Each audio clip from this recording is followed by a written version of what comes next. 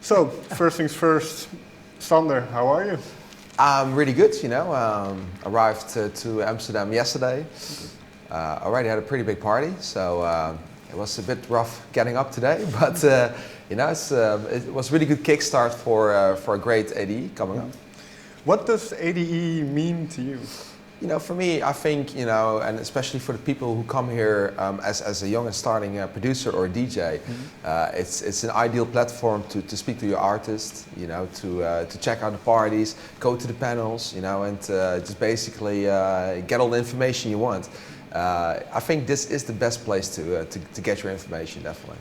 And obviously, well, you're not a new artist anymore. You've been doing this quite a while. Yeah. Do you still get inspired from everything you see? Oh, absolutely. Especially from young kids. The way they produce, the way they discover new stuff, and that's also one of the reasons why I do a lot of collaborations. It's great to see what everybody's doing. I don't mind if everybody looks at my kitchen, what I'm doing. I think together you take it to a bigger plan. If we travel back in time a little bit to when you started out, what is the biggest difference now then in the EDM industry? Well, I would say definitely the rise of the social media has been a big difference.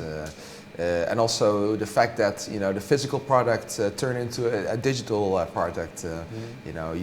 I used to drive on my bicycle to the store to get my vinyl. These days you have your platforms to download your music. So the speed has increased a lot. With regards to listening to records. Attention span as well. It's you used to release a track once every 4 months. That was great. These days it's a lot quicker, but it's a lot quicker to produce at the same time. So it works both ways. And like you say, because since you started out, there have been tremendous technological progress. Well, yeah, revolution. You would actually say starting from a studio, you used to had to invest like tons of money, to get your big mixer, your analog synths, and these days, a good laptop with the right software actually gets you, pretty far. And so has with that in mind, has your approach to the music, to producing changed over the years?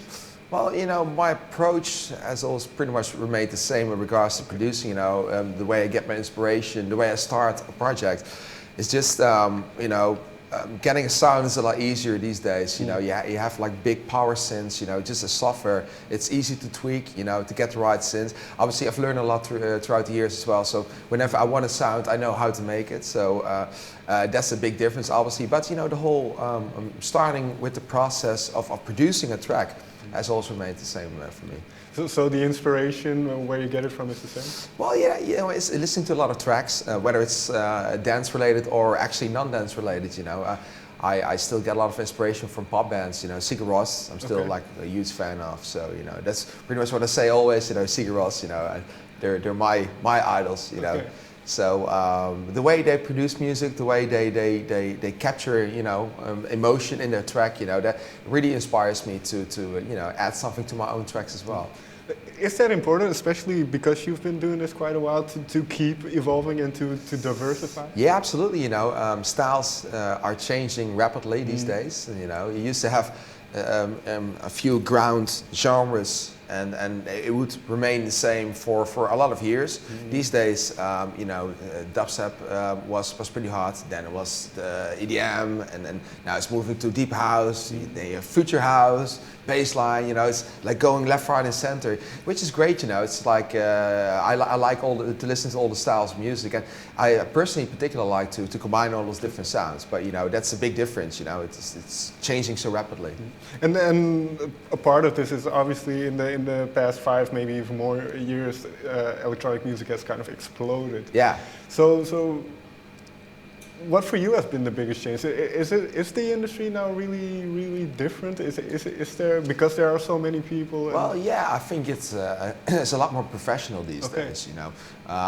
I have to be honest that I really enjoyed the ride, in the early days where, we had to discover everything ourselves. My very first cover picture was actually asking my girlfriend to take a picture, of me sitting on the couch, here's your picture.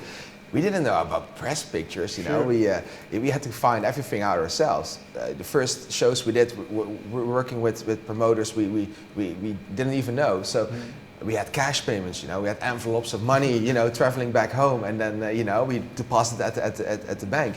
These days, like it's pretty much, you know, set. You know, you have the right promoters, you have the right management. You know how to you know, set the basis for a young starting artist. You know, which makes it a lot easier for them to you know, make a good start. On the other hand, you know, there's a lot of you know, a little bit of romance, you know, in the whole process of figuring out everything yourself. Then.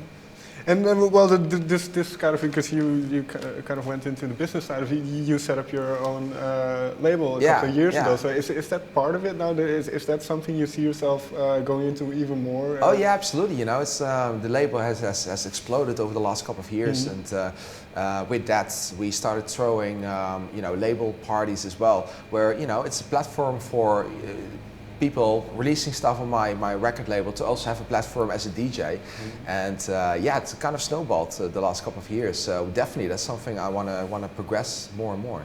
What do you look for in new talent for your label? You know, it's definitely originality. You know, it's that for me is most important. I like to be different, so I like other artists to be different as well. You know, it's like there's no point in producing the same track over and over again. You know, different chords, same track. Now I want to hear something, you know, special and different, and you know, that's always you know, the big assignment for people producing on my label. Is there an example of something you've been working on recently, or something that you found discovered that had this? Well, you know, it's for me personally, production-wise, I found myself last year adding more and more, you know, techno grooves to my records, you know, or Talima, you know, with the Oh Amazing Bass track as well. You know, for me, it actually felt like going a little bit back to my old roots. You know, I always love to produce a lot of, you know, rhythmic patterns, and you know, some pretty fierce bass lines at the same time. So for me, yeah, it felt like going back a little bit, but still it feels like progressing at the same time, because styles change and styles need to refresh. You know, people need to listen to other music as well. So yeah, it's been going really well. And well, you mentioned Sigur Rós, but can you name me some other things that inspire you? And that can be EDM as well. Yeah, well, you know, it's you know, when producing a track, I actually I just start with a blank screen. You know, it's some tracks I start, you know, throwing in some beats and progress from there on. Or I make a melody, or, you know, I have a vocal to work on. So, you know, it's not so much inspiration, but it's the way I, you know, produce music. You know, inspiration still comes from, you know, listening to a lot of music out there. Can you, this might be a bit of a weird question, but if you listen back to tracks that you've made, can you sense what kind of mood you were in when you made it? Oh yeah. Your mood is very, you know, determined on a certain track.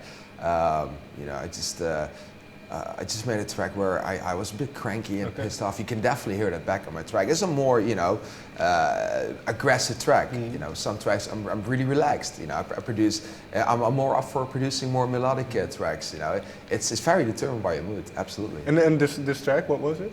It's not even released yet, but it's coming in a few months. So I can't tell too much about it. Fair enough. Yeah. Well, I spoke to MOTi just a minute ago, and I believe you were making a track with him as well. That's correct. Yeah. Lost. Yeah. We just produced together. It's going to be released in November. Yeah. Okay. And then, well, how did you get together? How did this collaboration come about? Yeah, you know, it's like traveling all around the world. So now you meet each other at certain festivals, and you know, we get along really good. So, you know, you have a few drinks after a set, and plans arise to actually do a collab. So, you know, we sat together and we were like, let's make something. So we started in my studio, you know, laid the foundation. I looked for a nice vocal to use as well, and yeah, it kind of progressed from there on. And then, well, like I mentioned, you are very experienced in this, and you have all these younger guys come up. Do you take away something from the younger guys when you work with them as well? Yeah, absolutely. You know, a good example for that is, you know, the track still I produced together with Oliver Heldens. You know, I was a real treat in the studio with him. You know, he has his mind set on something. You know, he knows what he wants.